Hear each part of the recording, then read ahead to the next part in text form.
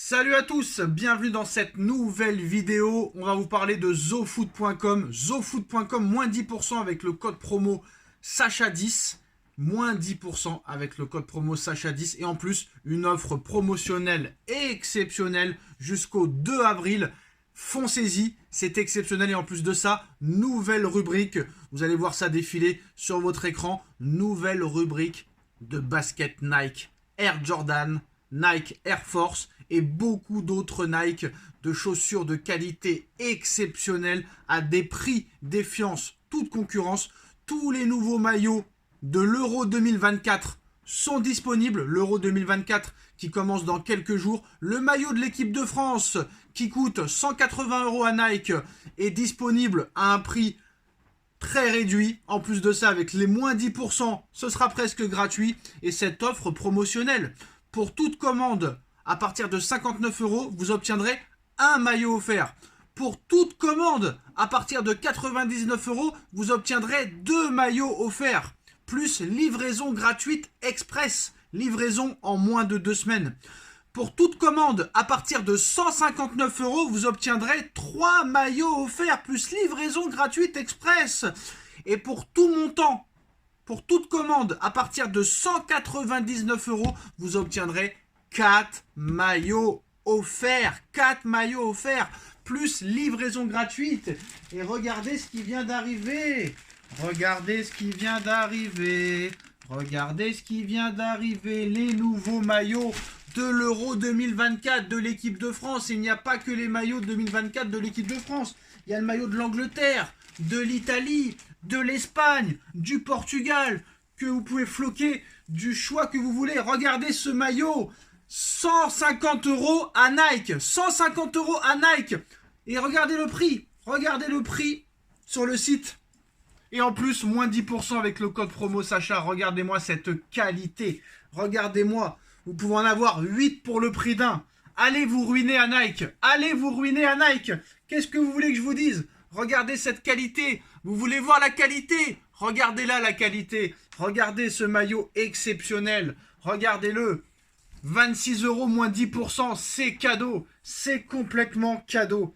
C'est le maillot domicile de l'équipe de France. Il est exceptionnel. Il est vraiment magnifique. Regardez, la qualité est exceptionnelle. Honnêtement, il n'y a rien à redire. Il y a toutes les tailles. Toutes les tailles sont disponibles, les enfants. Toutes les tailles sont disponibles. Ça, c'est le maillot bleu domicile. Exceptionnel. Vous pouvez les floquer du nom du joueur de votre choix et même votre propre prénom, votre propre numéro. Pas forcément le nom d'un joueur. Vous avez tous les maillots 2023-2024 de toutes vos équipes préférées. Les maillots de l'année prochaine vont bientôt aussi arriver. Et ça, c'est le maillot de l'équipe de France extérieur. Magnifique, les gars. Magnifico. Franchement, exceptionnel. Avec les 2 étoiles. Rien à redire. Qualité exceptionnelle. Flocage exceptionnel. Maillot exceptionnel. Donc franchement, vous n'avez pas le choix. Foncez-y. Foncez-y. Foncez-y, franchement, 26 €, 28 € avec le flocage, plus les moins 10%, promotion exceptionnelle avec plein de maillots offerts par rapport à la commande de votre choix. N'hésitez pas, zofoot.com, moins 10% avec le code promo Sacha10. Et en plus de ça, offre promotionnelle exceptionnelle jusqu'au 2 avril. Foncez!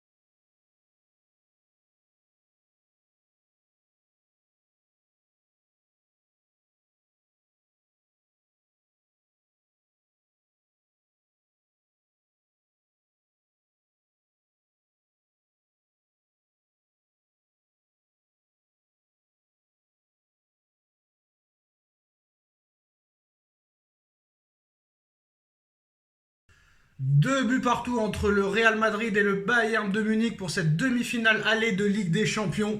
Honnêtement, on pensait que le Bayern de Munich avait fait le plus dur en revenant au score et en reprenant l'avantage de buts à 1. Mais le Real Madrid, comme vous le savez, de mois en mois, d'année en année, de jour en jour, cette équipe a une ADN de vainqueur. La haine de la défaite, et comme d'habitude, le Real est revenu à 2 buts partout. Et on sait très bien que le Real Madrid se qualifiera pour la finale de Ligue des Champions au match retour. Mais voilà, j'ai été surpris quand même de l'efficacité du Bayern, mais j'ai pas compris la composition d'équipe de Thomas Tuchel. Alphonso Davies sur le banc, Upamecano sur le banc. Franchement, j'ai pas vraiment compris la compo d'équipe de Thomas Tuchel. En tout cas, voilà, avant le match, on parlait avec certaines personnes.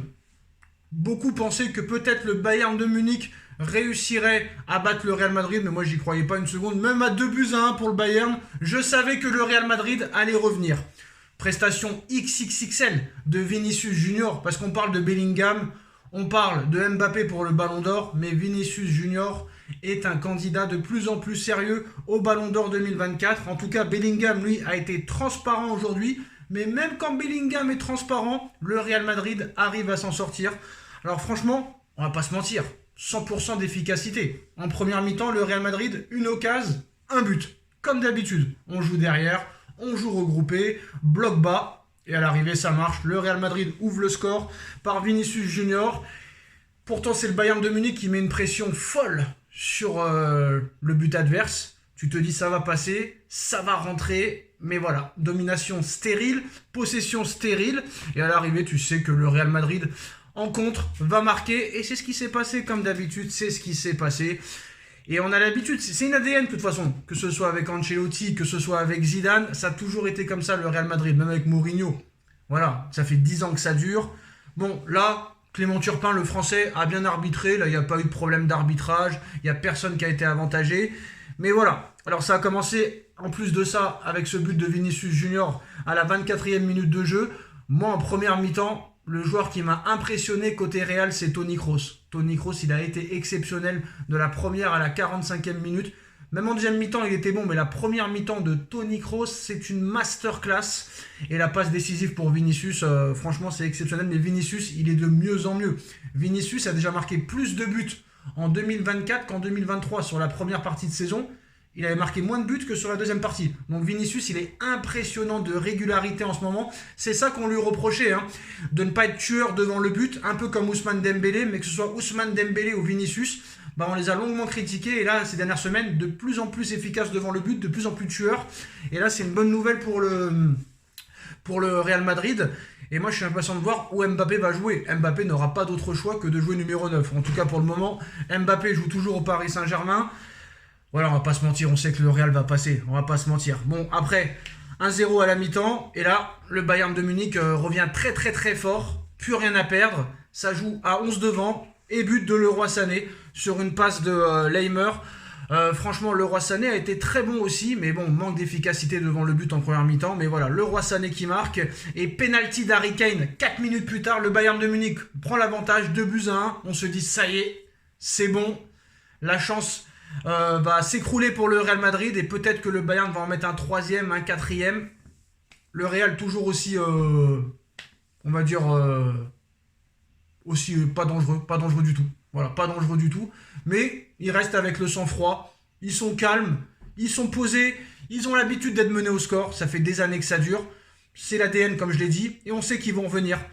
Donc c'est soit le Bayern met le troisième et là tu te dis ça y est, le match est plié, ou soit le Real va revenir. Mais ça restera pas à 2-1. Et voilà, penalty à la 83e sur une faute de Kim Min-jae. Alors Kim Min-jae, il a été catastrophique tout le match. Franchement, j'ai pas compris la compo de Tuchel. Alphonso Davies sur le banc, Upamecano sur le banc. Franchement, tu joues une demi-finale de Ligue des Champions contre le Real Madrid. Tu peux pas te permettre de jouer avec Eric Dier en défense centrale, avec Kim Min-jae, qui n'est pas bon depuis plusieurs mois. Voilà, Kim Min-jae, cette saison, il fait vraiment une mauvaise saison. Voilà, donc c'était un petit peu une défense centrale inédite. Et Kim Min-jae, il a été catastrophique. Mais Rodrigo, moi, je l'ai trouvé impressionnant aussi sur le côté droit. Il arrivait à faire des différences. Il réussissait tous ses dribbles. Toni Kroos a été impressionnant aussi. Donc voilà, c'est le Real Madrid. Et on sait très bien que le Real a 90% de chances de gagner la Ligue des Champions. Ils en ont déjà gagné 14. Et je pense qu'ils vont gagner la 15e. Voilà. Après, déjà, on espère que Paris se qualifiera pour la finale. Mais si jamais Paris se qualifie contre Dortmund et retrouve le Real Madrid en finale, ça va être très très très compliqué de battre le Real Madrid parce que Déjà, quand Carlo Ancelotti il a vu les 3 équipes en demi, quand il a vu Bayern, PSG, Dortmund, il s'est dit je suis tranquille. Les 3 équipes, elles jouent avec la possession de balle. Les 3 équipes, elles ont le ballon, elles attaquent. Nous, on n'aime pas avoir le ballon. Nous, on aime défendre comme des chiens. Le Real Madrid et l'Atlético Madrid, c'est la même chose. Hein. C'est le même combat. Hein. Les deux Madrid, franchement, ça se ressemble. Hein. Le Real Madrid est beaucoup plus efficace que l'Atlético, mais à l'arrivée, le jeu du Real Madrid ressemble beaucoup à celui de l'Atlético. Mais moi, ce que j'aimerais, c'est entendre les causeries d'avant-match ou pendant les mi-temps de Carlo Ancelotti. C'est quand même assez impressionnant. Ça passe toujours. Ça passe toujours. Toujours, ils y arrivent à revenir. Peu importe la situation, peu importe le stade, peu importe l'équipe, qu'ils soient menés 1-0, 2-1, 3-1, ils arrivent toujours à revenir. Donc je pense que cette équipe, ils ne peuvent rien leur arriver. Voilà, on va pas se mentir, ils peuvent rien leur arriver. Alors déjà, bon, Paris, il faut passer Dortmund, mais si Paris arrive à se qualifier et à battre le Real en finale, bah, ce sera vraiment une Ligue des Champions incroyable pour Paris, parce que pour moi, cette équipe du Real Madrid est grandissime favori, et vous avouerez que je le dis depuis le début de saison, hein, que c'est le grand favori pour une 15e Ligue des Champions. Mais je pense qu'il n'y a rien qui peut arriver à cette équipe. Elle a des individualités excusez-moi, complètement incroyables. Moi, j'ai trouvé impressionnant Vinicius. Je pense qu'on ne parle pas assez de Vinicius. Quand tu vois ceux qui font les classements des ballons d'or ces dernières semaines, ils ne mettent même pas Vinicius dans le top 5. Moi, pour l'instant, Vinicius, c'est top 3. C'est top 3 et il est en train de rattraper Bellingham et Mbappé. Parce que c'est impressionnant. Et si Vinicius gagne la Liga, ce qui est presque fait, s'il gagne la Ligue des Champions et qu'il gagne la Copa América avec le Brésil, ce sera un très très gros candidat. Donc il faudra voir déjà qui va gagner la Champions League, qui va gagner la Copa, qui va gagner l'Euro. Donc pour l'instant, le Ballon d'Or n'est pas joué. Harry Kane a encore sa chance. Si par miracle, le Bayern arrive à se qualifier au Bernabeu, ça s'est déjà vu par exemple en 2012. Hein, le Bayern s'était qualifié en 2012 en finale avant de perdre contre Chelsea. Mais voilà, je pense qu'à 2-1, le Bayern de Munich aurait dû tuer le match à 3-1. Après, Neuer, il fait un gros arrêt avant le but de Vinicius sur penalty. Mais voilà, cette équipe du Real Madrid, ils ne peuvent rien leur arriver. On n'est pas surpris. Même quand les joueurs providentiels sont transparents, ils arrivent quand même à s'en sortir. Ils ont tellement d'individualités qui peuvent faire la différence. Bah, c'est exceptionnel. Voilà, c'est exceptionnel. Et ça va être très très compliqué de les battre pendant cette Ligue des Champions. Moi, je vois pas qui c'est qui peut les battre. Peut-être que Paris sera cette équipe. Il faut passer Dortmund d'abord. Le Real te pousse à t'incliner en fait. Le Real te pousse à t'incliner. Le Real, c'est le dieu du football. Tu peux rien faire contre Dieu. Bah, là, c'est la même chose. Voilà. Tu cherches pas à comprendre. Et tu dis, bah, quoi qu'il arrive, même s'ils sont menés, tu sais qu'ils vont venir. Tu sais qu'ils vont se qualifier. Donc, voilà. Après, pour moi, le football ne gagne pas. Hein. Tu vois les matchs du Real, City joue mieux, le Bayern joue mieux. Mais défendre aussi fait partie du football, donc on ne peut rien y faire. Donc les médias pourront dire du matin au soir, le Real Madrid c'est pas beau à jouer, c'est moche, on s'ennuie, mais à l'arrivée, s'ils sont pas contents, ils ont qu'à changer les règles du football. En tout cas, pour l'instant, défendre, c'est pas interdit. En tout cas, ce serait incroyable de retrouver soit Ancelotti, soit Tuchel en finale de Ligue des Champions. Mais voilà, quoi qu'il arrive, Ancelotti, il est très content. Il sait que toutes les équipes qu'il va affronter auront le ballon. Lui, il n'a pas à avoir le ballon. Lui, il joue en contre-attaque. Quand il joue au PSG, il joue en contre-attaque. À Chelsea, il joue en contre-attaque. Au Milan AC, il joue en contre-attaque. À Everton, il joue en contre-attaque. Au Bayern, il joue en contre-attaque. Donc ça ne changera pas. On ne change pas une équipe qui gagne. Donc voilà, en plus, le Real Madrid n'a remporté... Ce qui est incroyable, c'est que le Real Madrid n'a remporté aucun de ses 4 derniers matchs en Ligue des Champions à l'extérieur. Match nul à Leipzig... Match nul à City, match nul contre le Bayern. Non, attends, si je réfléchis bien, le Real n'a remporté aucun de ses 4 derniers matchs. Si on réfléchit bien, match nul ce soir, 2 matchs nuls contre City, match nul contre Leipzig. Les mecs, ils vont se retrouver en finale sans gagner un match. C'est complètement incroyable et je pense qu'il ne peut rien arriver à cette équipe. Après, sur un match, tout est possible, mais pour Paris, il faudra d'abord passer l'obstacle Dortmund. En tout cas, match nul entre le Bayern de Munich et le Real Madrid, 2 buts partout, avec un Vinicius Junior masterclass. Thomas Tuchel nous avait promis que Serge Gnabry allait marquer, et bah, dans ses rêves. Quoi qu'il en soit, doublé de Vinicius, 2 buts partout, ça reste jouable quand même pour le Bayern. Il va falloir vraiment un très très très très grand Bayern pour pouvoir s'imposer, très clairement. Mais moi, je pense que l'erreur de Tuchel, c'est d'avoir mis Alphonso Davies sur le banc. Alphonso Davies, il te fait des différences sur le côté. Moi, Mazraoui, je ne l'ai pas trouvé exceptionnel et ça ne vaut pas un Alphonso Davies. Quoi qu'il en soit, pour moi, Tuchel est fautif. Et je pense que si ces deux joueurs-là auraient joué, parce qu'on ne va pas me dire que Kim Min-jae est meilleur qu'Upamecano ou que Eric Dier est meilleur qu'Upamecano. Pour moi, Tuchel a fauté. S'il avait mis vraiment l'équipe type, peut-être que le Bayern aurait pu au moins gagner le match par un but d'écart. Ça n'a pas été le cas. Pour moi, le Real Madrid est en ballottage favorable, mais comme vous le savez, il n'y a plus de buts à l'extérieur qui comptent. Donc, le match retour sera remis à 0. Pour l'instant, en prolongation, quand ça commencera le match. On verra ce qui se passera. Rendez-vous dans une semaine pour ce match retour. Dites-nous en commentaire qui vous voyez passer, le Real Madrid ou le Bayern de Munich. On like, on partage, on commente, on s'abonne. Et on se retrouve dans quelques minutes pour le débrief de Nono sur la chaîne Les Vidéos de Nono et Sacha. Tchuss. 2 buts partout entre le Bayern de Munich et le Real Madrid. On va revenir sur ce match aller des demi-finales de Ligue des Champions en attendant Dortmund PSG demain. Nono est avec nous. Salut Nono. Salut Sacha. Bon bah Nono, ce qu'on savait a eu lieu. On savait que le Bayern allait dominer. On savait que le Real Madrid allait jouer en contre. Et c'est ce qui s'est passé. Un Bayern de Munich dominant. Beaucoup d'occasions, mais malheureusement pas tueur devant le but. À la 24e minute de jeu, passe décisive de Toni Kroos pour Vinicius. 1-0, une occasion, un but comme d'habitude. Le Bayern repart vers l'avant, mais un Real Madrid toujours aussi serein en défense, qui joue en contre-attaque. Alors possession complètement stérile du Bayern après ce but. Mais au retour des vestiaires, le Bayern enflammé, le Bayern de Munich. Le roi Sané qui permet au Bayern de revenir à un but partout et 4 minutes plus tard, c'est Harry Kane qui permet au Bayern de Munich de mener 2-1 sur penalty et on se dit cette fois-ci c'est peut-être la bonne. Le Bayern va gagner ce match, même si ça ne garantit pas une qualification en finale. Mais comme d'habitude, malgré que le Bayern mène 2-1, on ne voit pas le Real Madrid trembler. On voit le Real très serein, Carlo Ancelotti très tranquille, le milieu de terrain très tranquille, imposant, Valverde qui trouve des solutions sur Vinicius, Rodrigo qui fait le festival sur le côté. Et à l'arrivée, 83e minute de jeu, Clément Turpin, notre arbitre français, siffle un penalty pour le Real Madrid sur une faute catastrophique de Kim Min-jae qui a été catastrophique tout le match. On reparlera de la composition de Tuchel qui s'est gouré pour moi. 2 buts partout, Nono. Bon, c'est vrai qu'il n'y a plus de but à l'extérieur. Mais quoi qu'il en soit, le Real Madrid s'en sort encore une fois, Nono.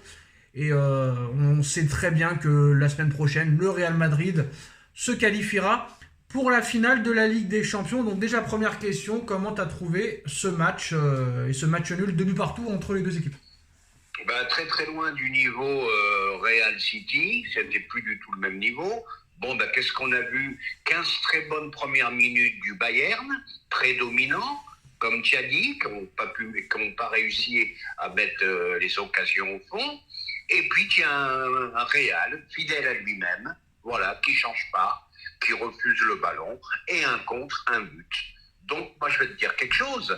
Moi, le Real me fait de plus en plus ressembler, ressemble de plus en plus à l'équipe de France de Didier Deschamps.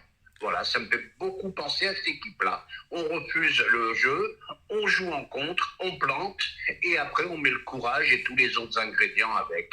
C'est dommage, parce que tu as vu, quand ils ont été menés 2-1, ils se sont quand même mis un petit peu à jouer, et tu vois qu'ils sont quand même capables de jouer. Donc je suis un peu déçu. Bon, il y en a qui vont me dire, il n'y a que le résultat qui compte, c'est sûr. Ils peuvent aller au bout avec ce jeu-là, mais c'est un jeu qui ne me plaît pas. Ils sont déjà allés au bout comme ça en 2022, en 2018, en 2017, en 2016, en 2014. Et moi, tu sais à qui elle me fait penser? Pas à l'équipe de France, mais à l'Atlético Madrid. Pour moi, c'est le même jeu. On n'en est pas loin, tu as raison, Sacha. Voilà, alors pour moi, c'est une équipe déjà, quoi qu'il arrive, chanceuse. Bellingham, complètement transparent, ça n'empêche pas qu'il y a d'autres joueurs qui prennent la main. Toni Kroos, c'est exceptionnel en première mi-temps. Valverde, très bon en deuxième. Rodrigo sur les côtés, Vinicius sur les côtés. D'ailleurs, Vinicius, on n'en parle pas assez pour le Ballon d'Or, mais ça sera un candidat très sérieux. Comme Dembélé, il commence à enchaîner et à marquer de plus en plus de buts et à être de plus en plus régulier. Et moi, surtout, Nono, ce qui aussi me pose problème, c'est la compo de Tuchel. Pourquoi Alphonso Davies sur le banc, alors que lui, il peut te faire la folie sur le côté? Pourquoi Upamecano sur le banc? Là, j'ai pas compris la compo de Tuchel qui nous met Eric Dier en défense centrale avec Kim Min-jae Est-ce que Thomas Tuchel s'est trompé sur sa compo et ça a facilité ce match nul du Real et les occasions qu'a eu le Real? Sacha, je veux pas dire de bêtises. Je crois que Upamecano était blessé. Bah, pas Alphonso Davies en tout cas parce qu'il est rentré à la fin du match. Hein. Il est rentré à la fin du match, donc je sais pas. Alors c'est qu'ils n'étaient pas à 100% les mecs, mais je voulais surtout revenir moi sur le cas Vinicius. Mais il s'est trompé Tourelle ou pas à ton avis? Ah ben bien sûr, il s'est trompé. Non, Upamecano était sur le banc avec Alphonso Davies, il n'était pas blessé. D'accord, donc j'allais dire une bêtise, je pensais qu'il était blessé. Bon, même Serge Gnabry, c'est un phénomène, je ne sais pas pourquoi il n'est pas rentré plus tôt. En plus, il nous avait promis en avant-match que Serge Gnabry allait marquer un but. Il est un peu bizarre. Hein. Donc surprenant. Maintenant, je vais revenir sur deux monstres. Toni Kroos, magnifique, des galettes, des fabuleux ce joueur, 34 ans. Et t'as le petit Modric qui te fait un quart d'heure de folie, 38 ans, phénoménal. Jusqu'où ils vont aller, on n'en sait rien. Et puis coup de chapeau à Vinicius. Non seulement c'est un tueur, mais le travail défensif de Vinicius a montré partout dans les écoles de football. Mais Rodrigo, pareil d'ailleurs. Mais qu'est-ce que ça dépend? Alors je me dis, mais pourquoi cette insistance du Real à recruter Mbappé? Eh bien j'ai compris, c'est un coup publicitaire, on va vendre beaucoup de maillots, on va gagner beaucoup d'argent à l'international, parce que je ne vois pas la nécessité de Mbappé au Real. Hein. Il va jouer le numéro 9, on est sûr et certain. Bon, d'accord, qui va tirer les pénaltys, Vinicius ou Mbappé? Ah bah là, ça c'est une question qu'on se posera la saison prochaine, quoi qu'il en soit, Mbappé pour l'instant est au Paris Saint-Germain. Bon, bah, non, mais c'est juste pour parler de ça. Voilà. Bah, comme d'habitude, de toute façon, pour l'instant, Mbappé est au PSG, donc pour l'instant, il y a un match de demi-finale de Ligue des Champions demain. Bon, Nono, sur le match retour, très rapidement, entre le Real et le Bayern, on sait très bien que le Real Madrid va passer. Il y a une classe d'écart, à mon avis. Alors, il y a une classe d'écart, Nono, mais petite stat, le Real Madrid, sur ses 4 derniers matchs de Ligue des Champions, n'a gagné aucun match. Match nul contre Leipzig au retour en 8e. 2 matchs nuls contre Manchester City et un match nul contre le Bayern de Munich. Ça se trouve, ils vont faire que des matchs nuls. Ils vont gagner la Champions League sans avoir gagné un match. Ah, ça peut finir au penalty. Je suis d'accord avec toi. Sur un match, tout est possible. Mais ils ont battu personne. Malgré 4 matchs nuls sur les 4 derniers matchs, entre les 8e, les quarts et les demi. Oui, je suis d'accord avec toi. Donc je te disais, tout est possible sur un match. Ça peut finir au penalty. Mais malgré tout, ils ont une force mentale. Jamais battu. Comment tu vois le match retour? Comment va jouer Tuchel, vu qu'ils ont une chance pas possible? Quelle équipe il va mettre? Est-ce qu'il va remettre Davies et Upamecano et Gnabry titulaire? Qu'est-ce qu'il va faire? Eh ben, j'espère qu'il va remettre les pendules à l'heure au niveau composition d'équipe. Et puis je vais te dire, le Real est obligé de gagner quand même. Alors est-ce qu'ils vont fournir le même style de jeu? Je ne sais pas, je ne pense pas. Ou autrement, ça voudra dire qu'ils misent que sur le contre. Hein. Ben non, le Real n'est pas obligé de gagner, vu qu'ils n'ont pas gagné contre City et ils sont passés quand même, donc ils n'ont aucune obligation de gagner, Nono. Hein. Ah, ils risquent d'être encore prudents, de prendre le minimum de risques.